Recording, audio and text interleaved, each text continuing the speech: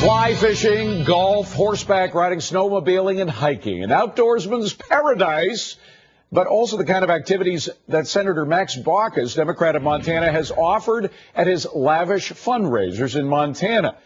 Lobbyists pay up to $10,000 for a small talk with a senator, and it does pay off, apparently. And although that's business as usual in the Beltway, we couldn't help but highlight a flurry of contributions from both parties with strong interest in the health care reform bill and senators who hold a crucial vote as the legislation is crafted. Now, Senator Baucus, for example, is chairman of the Senate Finance Committee. Very important, key in what happens in terms of this health care debate. Now, he collected $3 million from the health and insurance sectors from 2003 to 2008. Some of his top contributors, Sharing Plow, New York Life Insurance, Amgen, Blue Cross Blue Shield. You get the picture. And he's not alone. Senator Charles Grassley, a Republican of Iowa, has received over $2 million from the healthcare lobby since 2003. Charlie Rangel, he's a Democrat in New York.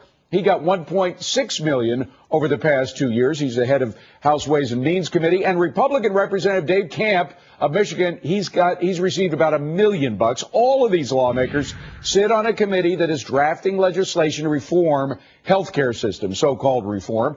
So does the money passing hands between the healthcare lobby and lawmakers amount to what we normally call bribes?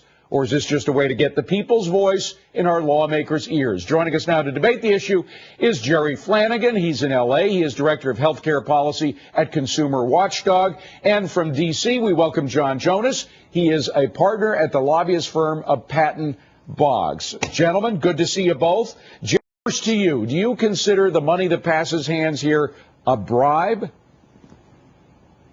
Well, look, these members of Congress are never going to admit that they're influenced by campaign contributions, but I don't think anyone disputes the fact that $10,000 to get into a dinner or $2,500 to get to a fishing event certainly buys access to the health insurance industry and the drug industry that the rest of America doesn't get. And I think that's what's really disturbing here, is that this fundraising while policy making gives a small sector of companies and interests access to the decision makers that the rest of us don't have.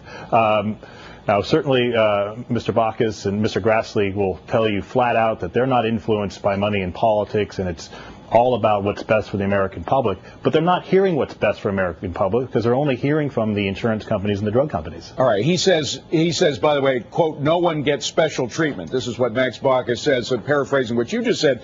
But, Jerry, the fact is that anybody is free to lobby. That is, nobody's excluded. If you could pony up money for this ranch time that Senator Baucus has, you could be on either side of a particular debate, right? Well, that's just the point, though, right? It's money buying access. Insurance companies and drug companies have money to burn. You talked about in an earlier segment about not allowing the Fed to make money. Well, that's what the drug companies and insurance companies are really doing. If they want more money to spend in Baucus's fly fishing trip to Montana, they just raise our premium rates. I mean, these are companies that have unlimited amounts of money to buy access to these events to get Max Baucus's ear or Mr. Grassley's ear, as it might be. But the point is that average Americans who are having trouble affording health insurance and can't get the drugs they need because they cost too much certainly don't have the $2,500 or $10,000 to go to the event in Montana, let alone fly out there and figure out all those logistical nightmares. John Jonas, let me ask you, is there another side to the debate? That is, are there people on the other side of the health care issue, the ones who are not crazy about creating a new government bureaucracy for health care, who actually do have access to Senator Max Baucus and all these other guys who are so important in writing the bill? Look, money in politics is a really old issue. People raise money. We don't have public financing of campaigns. The only other alternative is to have the wealthy self-finance. So until we have a better system, we're going to have money in public campaigns, and that's just the way it is. Lots of people have access to members of Congress. Voters do. Talk radio does. Editorial writers do. There are lots and lots of ways to influence the system, and to think that the sole way that the system is influenced or unduly bent solely through campaign contributions is just kind of a myth. And quite frankly, many of the strongest proponents of health care reform, Chairman Waxman, Chairman Stark, I think President Obama raised a fair amount of money through campaign contributions. So, yes, there's money in the process. Is it the absolute best system? I don't know. I think we can have a long debate about the pros and cons. But the idea that everybody who makes a contribution to a political candidate, therefore that candidate is in his pocket or her pocket, and that's the only voice they listen to, is just a exaggeration of how this system really operates. So, Jerry, I think the Supreme Court has said, as well as you well know, that spending money to politicians is a form of free speech. It's kind of a way of leveling the playing field. You get all, as John would say, you get all of the editorials, all of the talk radio shows that are in favor of some kind of dramatic health. That the money that's put in by the lobbyists from Shearing Plow and the others just kind of levels the playing field. How do you argue against that? Well, I think that's ridiculous. You know, I don't see how you can say that having an intimate dinner with Max Baucus in San Francisco or fly fishing in with the Rivers in Montana doesn't get you a special kind of access that members of his electorate in Montana don't have. Well, it gets you access, but John, how is it actually going to change his vote? In what way? Look, the Max Baucus and other members go out, they meet with their constituents, they have town hall meetings, there's lots and lots of access to meetings, they hold weekly breakfasts. This idea that members are not accessible and not accessible to their constituents is just not true. And also, I think there's this kind of myth that there's this ideal solution to our health care problems out there that a small group of well-financed lobbyists are blocking. I mean, these are very, very difficult issues. They're complicated. I think, as Chairman Waxman said, if this was easy, it would have been done a long time ago. So these are complicated issues. They are very tough policy debates.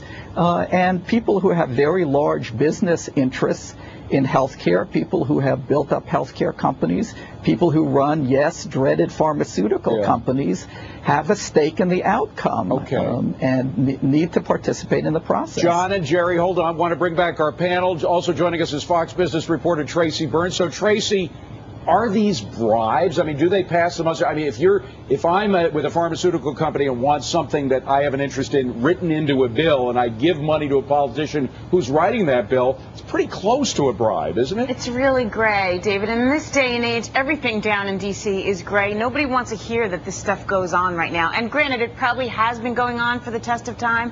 But I think because the American people are on such edge, they don't want to hear anymore that the congressmen and the people that we voted in are only taking answers and only listening to the people with big fat wallets. Monica? Well, and John was pointing out that editorial writers and so ridiculous. on also have influence on politicians and how they think and can sway opinion. But let's face it, money is the mother's milk of politics. And so if these guys don't go the way that Shearing Plow or some of these other companies want, when they've given them $10,000, $50,000 for their reelection campaign, then that money is going to evaporate. It's going to dry up, and the politicians know that. Peter, go ahead. Look. Well, if you look at the most recent episode, George Bush and his prescription drug coverage, the pharmaceutical companies did very well there in keeping out and limiting the ability of the Secretary for Health and Human Services to impose formularies on which drugs should be used or price controls of any meaningful kind. The drug companies did very well. It's not in particular votes. It's in the slow process of drafting the legislation, the nuances, the fine print. They do very well by this influence that they obtain through these very large campaign contributions. We've got about 15 seconds. John Jonas, I heard you wanted to go ahead. Go ahead. Look, the contributions don't matter. At the end of the day, the votes matter. And if the politicians don't deliver the kind of legislation that their voters want and expect, they will be turned out of office. So the bottom line is not money. The bottom line is votes and pleasing your voters back home. And at the end of the day, that's what members do. All right. Money and power, though, they do go together. Coming up on